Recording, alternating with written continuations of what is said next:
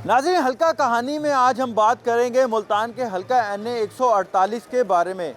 यहाँ पर अहमद हुसैन देर पाकिस्तान तहरीक-ए-इंसाफ को छोड़ के नून लीग में शामिल हुए हैं।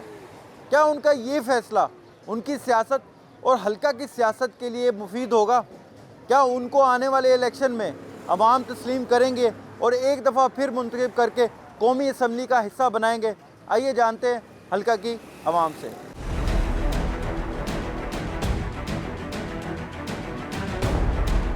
इमरान खान को देना चाहिए। पीटीआई की सीट पे जीता था और फिर लौटा हो गया पैसे लेके, तो अब किस मुंह से वो वोट मांगने आएगा? और अब पीटीआई की जो पॉपुलैरिटी है उसके अगेंस्ट वो उसके जीतने के कोई चांस नहीं है। इंशाल्लाह वो हारेगा और पीटीआई का कैंडिडेट जो भी होगा वो जीतेगा।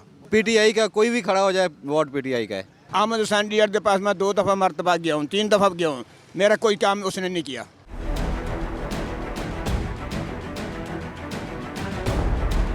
जहाँ मर्जी जाए जी, हमने 1.5 को वोट देना, बस हमारे इलाके का काम उसी ने करा है, उसको देंगे। लोग तो काम मांगते हैं, काम होना चाहिए लोगों का। डे हमारे इलाके का वो सारा काम करने लगा, वो ये मौजा लिंगाना पुराना ही जो पीटीआई के साथ है उसी के साथ है। नवाज शरीफ को सपोर्ट करेंगे और अहमद हसन दीयार साहब को सपोर्ट करेंगे। वोट इंशाल्लाह पीटीआई का, बस इमरान खान का बस।